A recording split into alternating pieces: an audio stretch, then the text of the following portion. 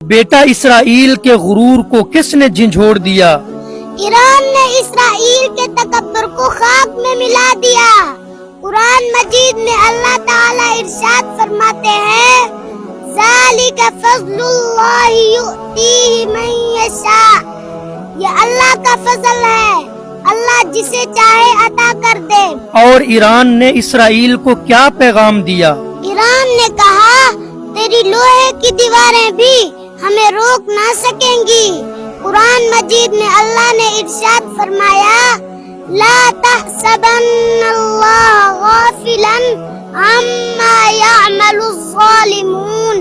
जालिम जो कुछ कर रहे हैं अल्लाह हरगिज गाफिल नहीं। जिस इसराइल ने गज़ा को जला दिया, बच्चों को मार दिया, अब वो ईरान के जवाब से क्यों कांप रहा है? क्योंकि जुल्म की रात जितनी भी लंबी हो, सुबह जरूर होती है।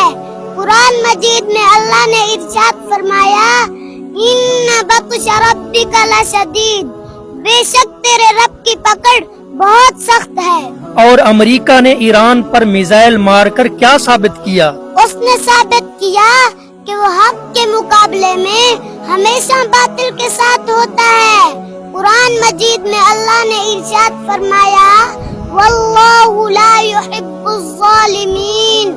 अल्लाह जालिमों को पसंद नहीं करता। अब ईरान ने अमेरिका को क्या जवाब दिया?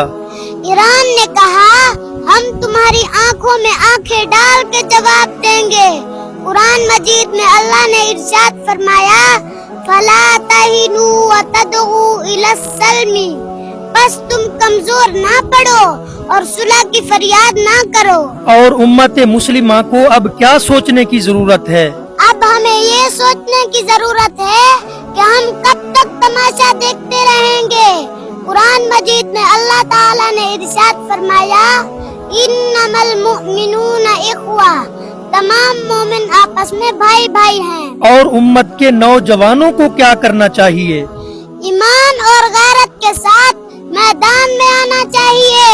कुरान मजीद में अल्लाह ने इरशाद फरमाया, कुम फअंजिर। उठो और खबरदार करो।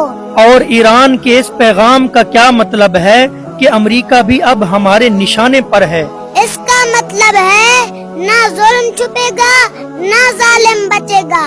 कुरान मजीद में अल्लाह ने इरशाद फरमाया, वकुल जाअल हक़ व ज़हक़ल बातिल।